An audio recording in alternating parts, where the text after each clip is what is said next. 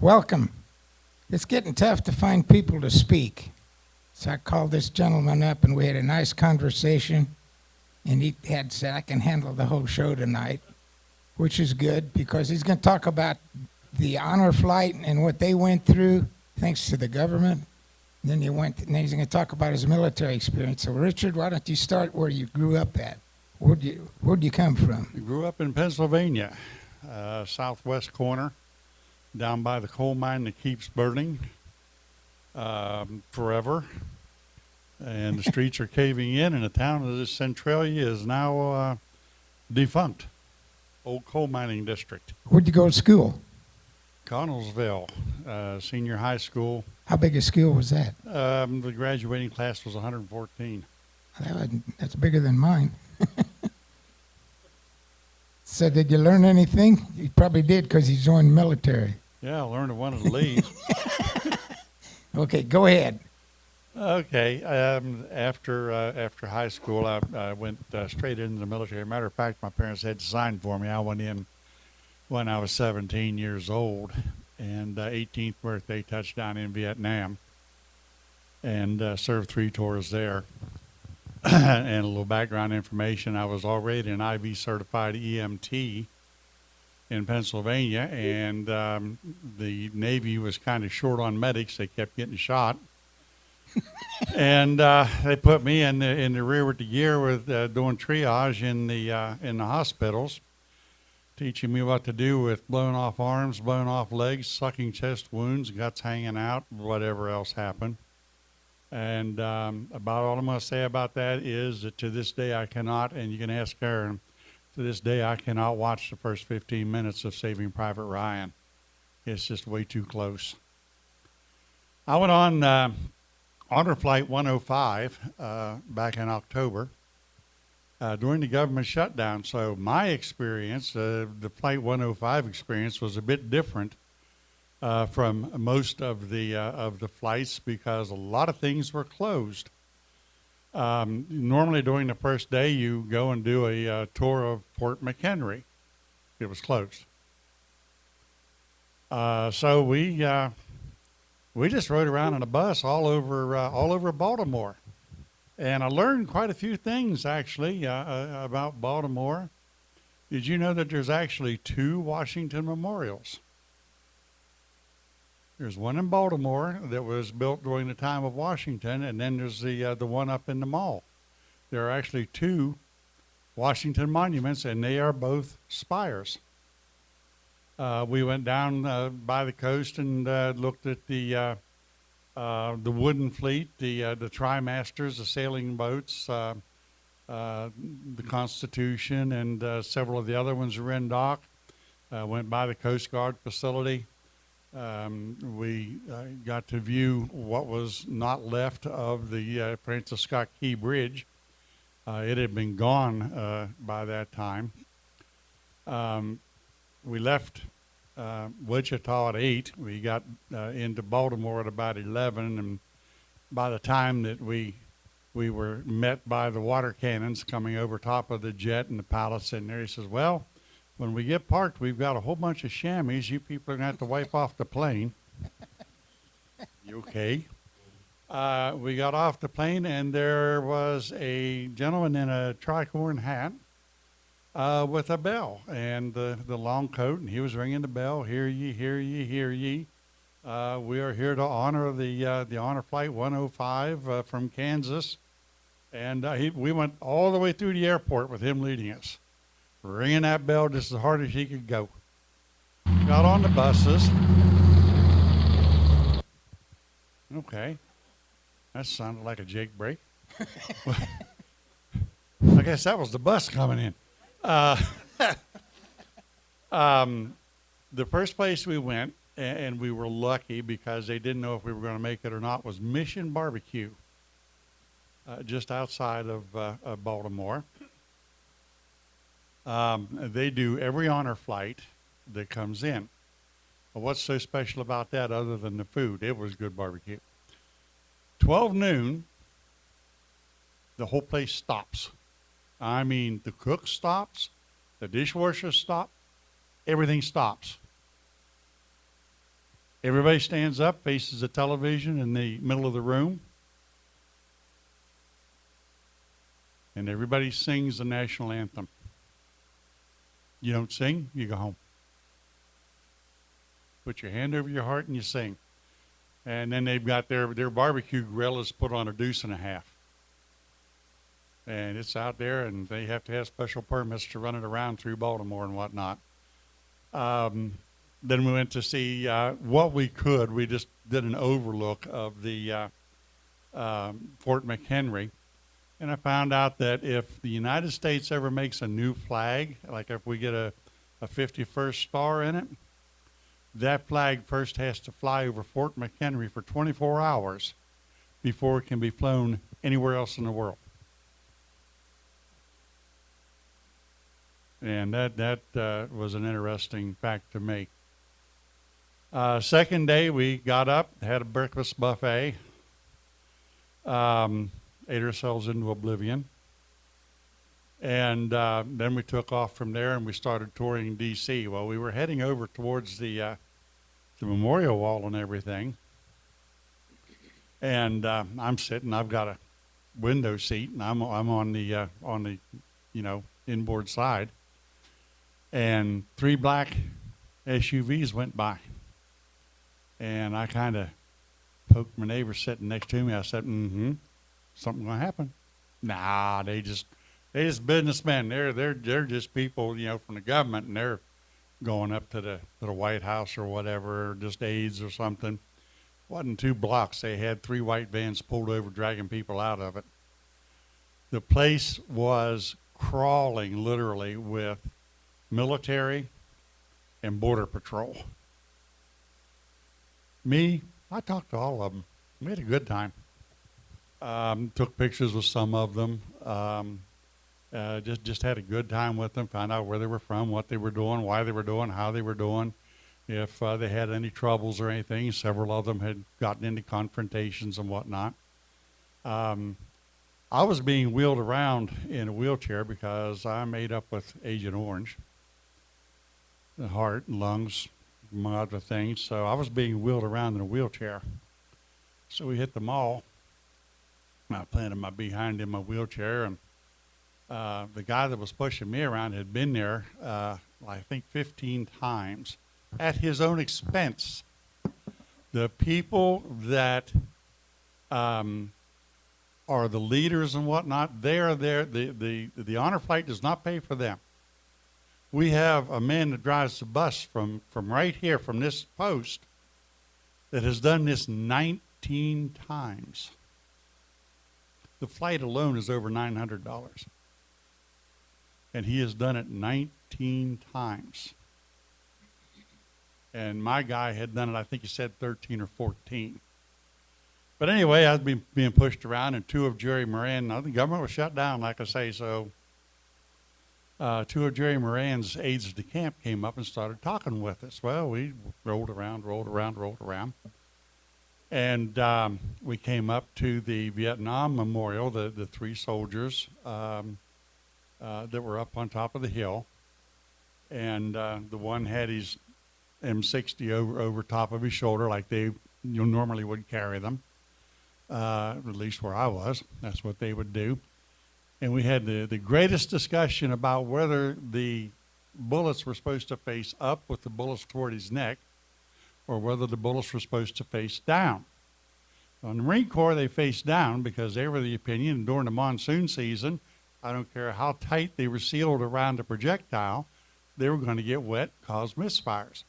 Plus the fact, if they were pointed down, when they pulled the 60 down, they could just take the belt, feed it into 60, slap it shut, rack it, and start shooting. They had them pointed bullets up. They had to turn the belt over, then load it. Well, you've lost 5 or 6 people by the time you get to 60 in action. So we were standing around talking about that, and a teacher came up. There was a bunch of high schools around. I guess it was high school day. Teacher came up and says, "You were in country?" I said, "Yes, ma'am." She says, "You were in Vietnam?" I said, "Yes, ma'am." She said, "How long?" I said, 39 months. "Oh, would you talk to my kids?" "Well, sure." And they're high schoolers, junior, senior high, I would assume, because they were old enough. Some of them had beards and whatnot. So she gathered them all up, about 24 of them. They were all standing around. You know how the kids are, chewing their gum, racking their phones. And I looked at them. I said, what y'all, about 17, 18? Yeah. I said, you know what I was doing whenever I was your age? No. I said, I was in Vietnam. I said, I was on a helicopter. The helicopter had a nice big red cross on it. It was a Huey. I could carry 2 or 6 people out depending on which version of the Huey that we were flying on that particular day. We would land in a hot LZ. I would go and make the decision, literally, of who lived and who died. Which ones we could actually save that would live long enough to get them back to the rear and get them in triage, and the ones that we're just going to send body bags back for later. Well, that got their attention. So then we had the normal, did you kill anybody? Oh, yeah, they shot at me. I'm going to shoot at them. Yeah. And I found out I'm a researcher. And the 3 men that are part of the statue, they're 3 different races, 3 different ethnic groups. One was Spanish, one was white, and the other one was black. And they are positioned a certain way on top of a hill overlooking the Vietnam Memorial Wall. They have been placed there to look down on the wall to watch over the names that are on the wall. That's why they were there.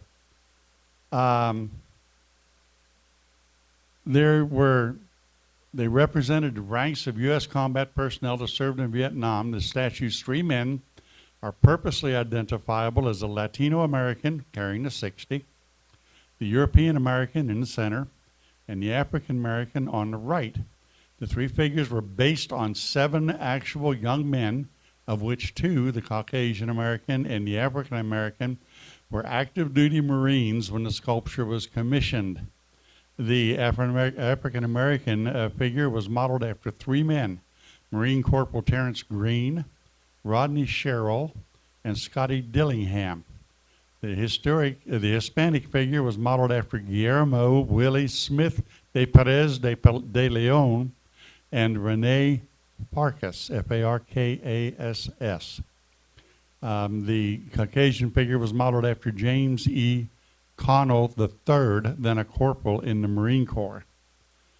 The architect, the person that made it, wrote, I see the wall as a kind of ocean, a sea of sacrifice that is overwhelming and nearly incomprehensible in the sweep of names, over 58,000 names being put on it daily, basically.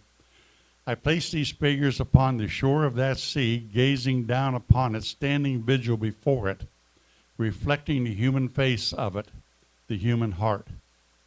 The portrayal of the figures is consistent with history. They wear the uniform and carry the equipment of war. They are young.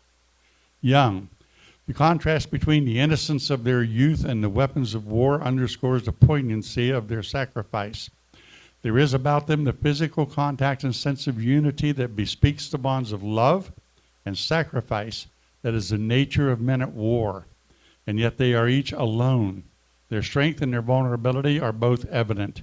Their true heroism lies in these bonds of loyalty in the face of their awareness and their vulnerability. And like I say, it stands over top looking down at the wall. It was closed, but open. There was no one performing maintenance. So it was a little bit, they apologized for the appearance of it. It didn't look that bad to me. There was one fellow that had left a wheelchair and a steel pot in front of the wall. I had the privilege of meeting a Polish man. His name escapes me because we only had a couple of minutes. He was fast approaching 85, 90 years old. He was a Polish man that served and with the United States Army when they went into free Poland and whatnot. And we had a chance to speak with him. Over the hill from where the Vietnam 3 are standing, is the Korean War Memorial. It was a little bit foggy when we first got there, and we looked down on it, and it was just a surreal thing. It's 18 figures in a platoon formation in full uniform, and that's what you can see from far away. Then you go down in, and you start looking at the people, and they have replicas of the weapons that they carried. The radio operators had the tinfoil, the flat antennas. There were two of them. One was a forward observer for the Air Force, and the other one was an Army communications specialist. There were represented the larger than life size between 7'3" and 7'6". Each weighs nearly 1,000 pounds. Figures represent a platoon on patrol or drawn from branches of the armed forces. 14 of the figures are from the Army, 3 are from the Marine Corps, 1 is a Navy corpsman, and 1 is an Air Force forward air observer. They are dressed in full combat gear dispersed among strips of granite and juniper bushes, which represent the rugged terrain of Korea. And you look at the faces of these guys, and they were all different. And they all had that, I don't know how many combat veterans we have in here or whatever, but they all had that look of they'd been in some stuff and had that 1,000-yard stare, more or less. There is a black wall there. It's not the Vietnam wall. This is a Korean wall. It's made of polished granite, black granite from California. And it's 164 foot long and 8 inches thick. It's more of 100 tons of highly polished Academy black granite from California. More than 2,500 photographic archival images representing land, sea, and air troops who supported those who fought in the war sandblasted into the wall. It was created by Lewis Nelson with photographic images sandblasted depicting soldiers, equipment, and people involved in the war. When reflected on the wall, there appear to be 38 soldiers, 38 months. It's also representing the 38th parallel that separated North and South Korea. There have been Korean soldiers that have toured there that have found faces of people that they knew that they served with in Korea. That's how accurate it is. And while we were there, a huge hawk came down and sat on the wall.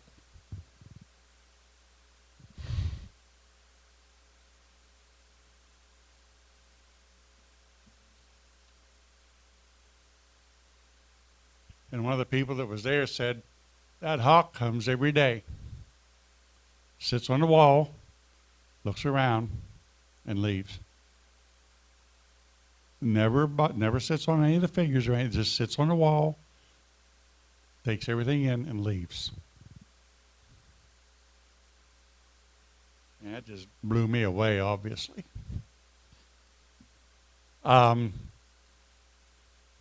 We left there and we did a tour of the city. We got to see Ford Theater, where Lincoln was assassinated, across the street where he was taken, where he actually died in the doctor's office. We had fantastic bus drivers. Oh, my God. He went down streets that I wouldn't even thought of taking a car down half the time. And just all over D.C. We went to the Navy Memorial. The main building was closed, but they had a circular display outside, about as big as what this main room is right here where y'all are sitting. And on this was numerous bas relief depictions of, the first Navy personnel in the ships, the Monitor and the Merrimack, land forces from the Navy, women of the Navy, the Nurses Corps of the Navy, the women in Naval Command, the submariners, the destroyers, the aircraft carriers. Each service had its own little vigionette. And even the Marine Corps was in there, believe it or not. So we didn't get to go inside, but that was really neat. Like I say, it was all like 3D. Well, not quite 3D, 2D. And we tore down, and they had the lanyard, and it said something, but don't ask me, I don't read Navy. Across the street was the FBI building. We went past all the buildings of the Smithsonian. We didn't go in. Like I say, most of this stuff was closed. It was just, totally different from what, Dennis or those of you that may have done it before, but it was still a great, great experience for us to be on, and we learned a lot, got rolled around a lot. We went to to a changing of the guard, which is interesting. I imagine some of you may have looked it up on YouTube. People do get screamed at. Absolutely. We had two people. We had a group of people and then another individual. Both got screamed at, and he sounds just like he does on YouTube. We did the laying of the wreath. The high schoolers laid a wreath. And then 4 of our people from 105 laid the wreath. So they changed it and everything. And it's interesting. Everything is done in 21 steps. 21 steps down.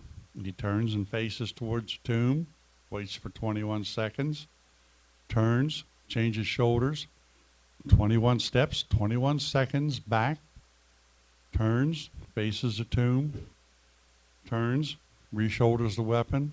Everything is done in 21. When the new guard comes out and he's being inspected, everything is done in 21, but every one of the 21, they are looking over 150 different items of the uniform. And everything on their uniform has to be within 1/64th of an inch. No one that walks the tomb, no matter what their rank is, they do not wear anything on their sleeves. There is no rank on any of the tomb guards. They do that because they don't know what the rank is of the ones that are interred in the tomb, and they don't want anyone outranking the ones that are in the tomb. Our Vietnam veteran was identified and removed by Bill Clinton. So Vietnam does not have an unknown in there as of this time.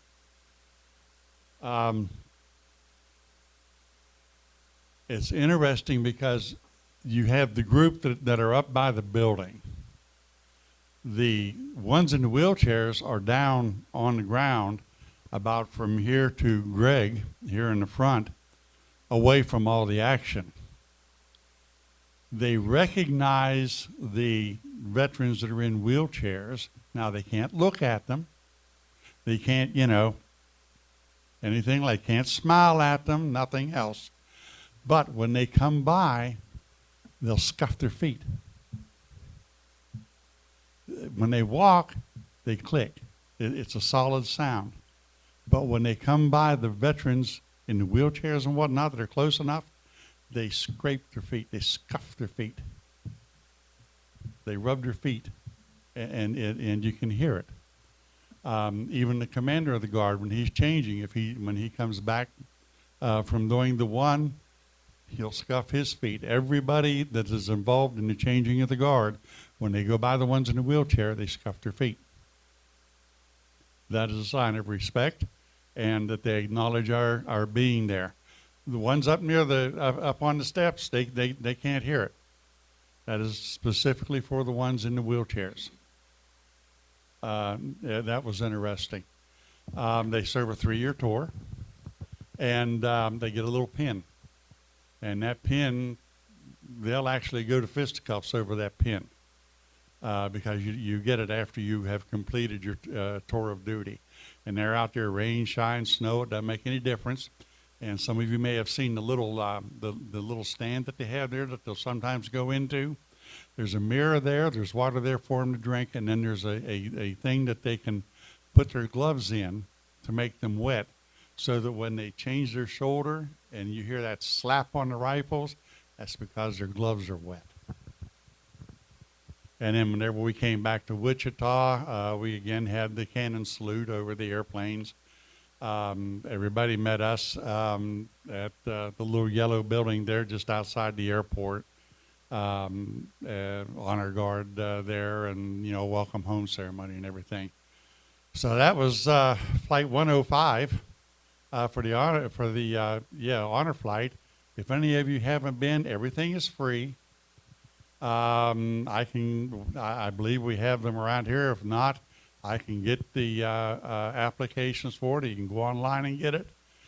Last I knew, there were 250 applicants, because Karen and I are volunteers with the Honor Flight Committee out of Hutchinson and Wichita both. And they'll take about 130 to 140 per flight.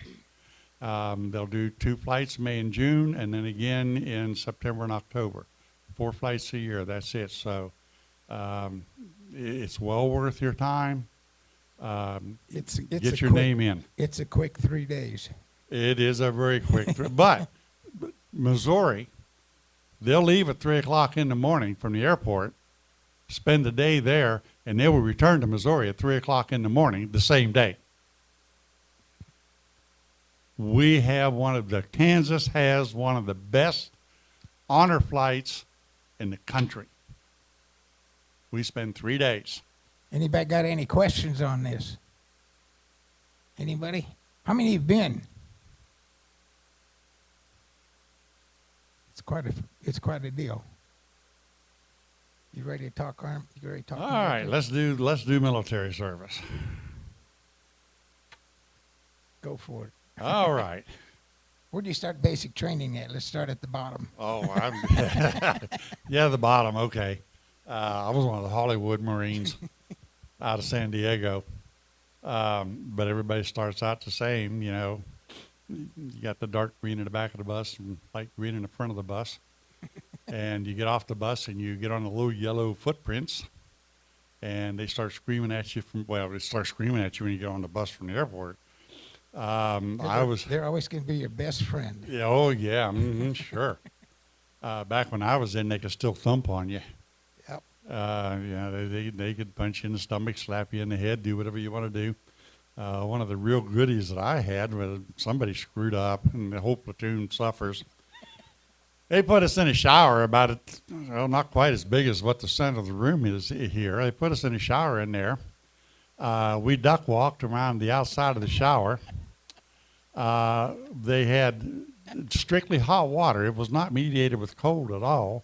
Strictly hot water squirting into the middle of the shower, so you had steam. Then the jackasses brought in ammonia and bleach and threw them in the shower, so we're duck walking through this stuff. And I'm like, why did I do this? It's too late. Yeah, too late. It was interesting. But, I went, and then I went home on leave, and then we went to Camp Pendleton for advanced infantry training up in Pendleton in the middle of winter. That was exciting, not. Where they teach you, different tactics and stuff like that. And right out of there, took off for Vietnam. We had one guy that made it all the way through boot camp. He was in my platoon. And first day at advanced infantry training, he had a pen in his pocket. And the instructor come up to him, and he took the pen out, threw it on the ground, stepped on it. He said, "Marines do not carry pens," and the boy just cracked. That was it. The section 80 mount. It just that one little, he made it all the way through boot camp. All the junk you got to put up with him, he made it. That pen, and he lost it. They section 80 him out. That's how, it wasn't none of this stuff like that. "Sarge, I need to go sit under the tree. I got a stress card here." No. I talked to a light colonel after they started that mess from the Marine Corps. I ran into him about 3 weeks after they started that. And I looked at the light colonel. I said, "Well, Colonel," I said, how's that stress card stuff working out for you?" He says, it's not. I says, oh, he says, yeah, we got rid of that crap in the first week. Good on you. That's good. So what was your, as you went into the Marines, what was your basic MOS? Basic MOS was supply, 3052. From 3052, I went into office poke after Vietnam. Like I say, I was on the medevac choppers. I never did find out what that MOS was, but paid the same. Never a dull Speaking of moment. pay, what were you making? As when I made E5 in '68, I made E5, and the pay was $262 a month. That's included room and board. That, what room and board? You caught on. Vietnam, we you know, the Air Force had all the amenities across the runway, and the Army was much better. Marines always got the hand-me-down junk, and we were living in tents, strictly tents. Our bathrooms was an outhouse with holes cut in it, and a 55-gallon drum cut in a third. The bottom was kept. There was 2 holes cut in it for handles, and it was rolled up so you didn't cut your hand. And every morning, part of your duties was to take that out, dump it in the pit, and burn it. That stuff stank. Tell us talk a little bit about Agent Orange. Agent Orange has caused so many problems for so many people, myself included. Right now I'm sitting at 100%. It's in my lungs, diabetes. It's causation of my heart problems. I have neuropathy of both hands, both feet. Not a cause of the Agent Orange. I had 2 hard landings in a helicopter, and that wrecked my knees, which then threw out my hips, which threw out my back. And then, I got 100% and didn't even touch PTSD. And Karen will tell you, I made up with that too. So what were some of the good things? Meeting people, I'm sure, working with guys. Oh, yeah, working with the guys. I mean, we get a new guy in and we put him out on top of the bunker and I say, you got a rocket watch. You watch for the rockets to come in. You see a rocket, you holler and we'll come out. And Bird watch. yeah. We had a couple of officers get shot in the back because they were idiots. We had a first sergeant's hooch get fragged. We didn't play. You wanted to play bad. We played worse. What do you think about our military now as it stands? The equipment is fantastic compared to what we had. I mean, we were still messing around in 48 Shermans, LVTs, House 6s. I mean, a 50 cal round to go through the side of a House 6 or an LVT, landing vehicle tracked, or and you'd have a 106 sitting up on top of a tracked vehicle. Well, you had to get out and load the stupid thing. That wasn't fun. You're out there and you're getting shot at, and you got to load the stupid tank gun outside the tank. So a lot of the gunners got shot. I think they're very well trained today. They are faced. We had jungle tactics. We had punji pits and pits that you could fall in with bamboo sharpened stakes in the bottom of them with human feces on. We had the little things that they would bury in the jungle with a 7.62 54 shell or a 50 cal shell, and bury a 2x4, put a nail up on it, set a 50 cal shell on it. You come along and step on it, it'd blow your leg off or something, go up through your body, possibly kill you. The enemy, and it's the same today, they would rather wound somebody than kill somebody. It takes 2 people or 3 people to haul somebody out. When you're dead, you're dead. They're going to leave you there and send a body bag back for you. And that's even true today. The guys today are more in city warfare. Some of them are in mountain warfare. It's just a different set of circumstances, but the same circumstances. Every little movement you have to be aware of. You have to survey the ground to see if anything's been disturbed, or if there's a mound somewhere that there isn't a mound for something else. The people don't wear uniforms. They were all in black pajamas and civilian clothing in Vietnam. Now they're all in, Muslim garb and whatnot. And you really don't, over there, you never knew who you were shooting at until somebody pulled out a gun from behind their back, or you were passing out bubble gum to the kids, and the kids would pull out a grenade and try to throw it in the truck at you. Over there, they're same thing. They're trying to throw a grenade at you, or they have better hiding places for their weapons because of the clothing that they wear. So you don't ever know. And then, I hate to say it, but our government, non-combatants trying to run a war, really screws things up, because we got the same thing that they got over in Afghanistan and whatnot. Don't shoot unless shot at, and don't have civilian casualties. Huh? I can't shoot this clown even though I know what he's going to do. I can see it through his clothes, but I can't shoot at him because he hasn't shot at me yet. And they put me out on valley patrol one time in between flights, and this little guy was riding a bicycle down through my valley. And I couldn't shoot him. Called in an artillery strike on him. I got him. You think I'm mean? You ain't seen. You should have been around some of the South Koreans. Now, them some mean little guys. Let me tell you, they don't play at all. Some of the stuff they pulled over there, I can't even repeat it.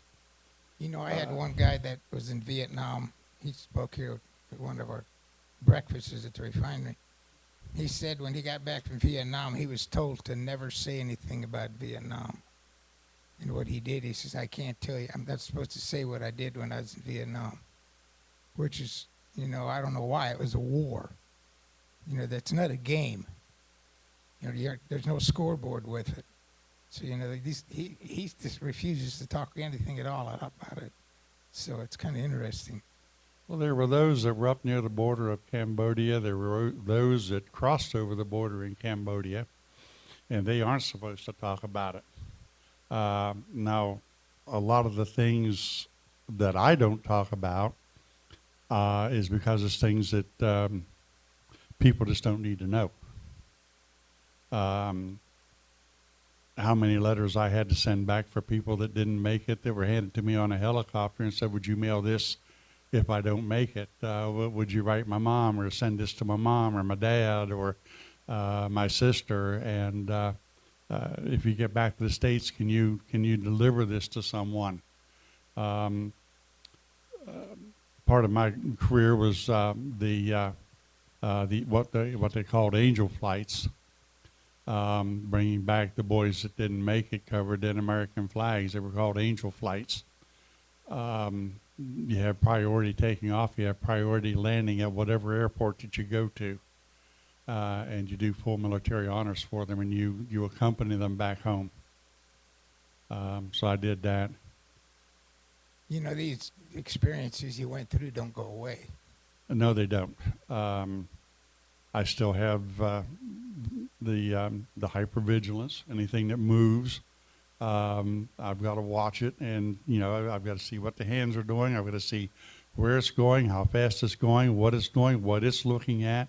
I mean, Karen will tell you, even a leaf outside the window, I'm on it. It's just sitting with my back to a wall, not getting to know a whole lot of people, because people just don't hang around very long for one reason or another. Out of 114 people, there were 36 of us that went into service. Out of the 36, as far as I know, I may be the only one that's still surviving. The rest of them, and several of them did not get popped in NOM. Several of them off themselves because they couldn't cope with it. It's one of those things that when you go into the service, I'm sure whether you've been in combat or not, I'm sure all the service people here will agree with me. It's like that Billy Ray Cyrus song, all gave some, and some gave all. Even just going to boot camp, you cannot go home. You go home, you see the guys, it's just like, who are these clowns? Why was I associated with this bunch of idiots? So it just changes everything. After you go through boot camp, was I really like that before I came here? You know, that's the problem there. Came home and I got off the plane after 39 months. It's the only time I ever hit a woman in my life. She came up behind me, and I just, like I say, I just came back from in country, tapped me on the shoulder, spit in my face, and I just cold cocked her right there. Wow. Cop standing right there. He looked at me and he says, "Well, I was wondering when somebody was going to do that." I'm like, "Okay, cool." Thank you, Richard. Appreciate it. Got any questions for Richard? Any questions at all? What kind of food did you have? Oh, yeah, the Iwo Jima Memorial on the honor flight. There's 6 people at the memorial, but there's 13 hands. And a couple of people and I, we wandered around that stupid thing. I know we walked around it 15 times trying to figure out where that 13th hand come from. And the explanation is that the author put in, the artist put in the 13th hand. It's the hand of providence, the hand of God. And that's the story of the Iwo Jima Memorial, the Marine Memorial. Air Force had a great one. They have a missing man formation out of stainless steel. And the tallest spire goes up like 400 feet. And then the 2 shorter ones, and it's supposed to be a missing man formation. And anywhere that you go, it's a very small park. Anywhere that you go, you're trying to stand here. It's not very big. You can't see the top It's of it. taller than it is big. Yeah. That thing is, it goes way up there. It'd be a fantastic place for a sniper. All right. Well, thank you, Richard. I appreciate it. You did an excellent job. Let's give Richard a hand here. One more thing. I'm still looking for people to do like Richard did. You know, they're out there. They are. You talk to a lot of them. You know, I've said this before.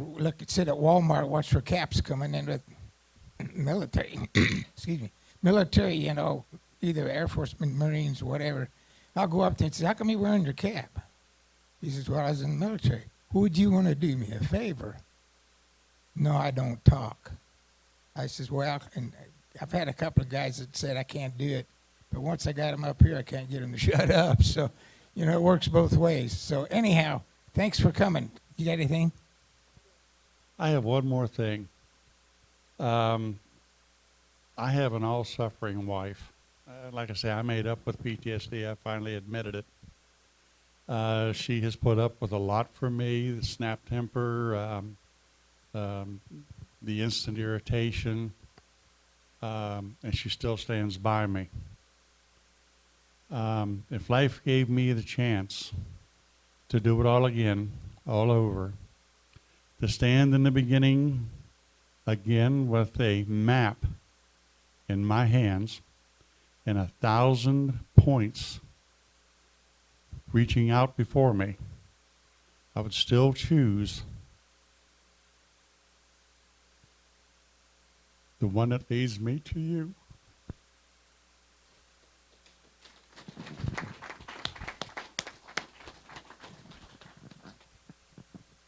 Well, I just want to thank everybody again for coming. I want to thank Richard for sharing his story.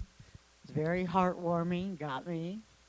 I also was on the honor flight. If anyone is interested in learning more about it or donating for it, it is amazing, amazing experience for veterans to be able to go to that.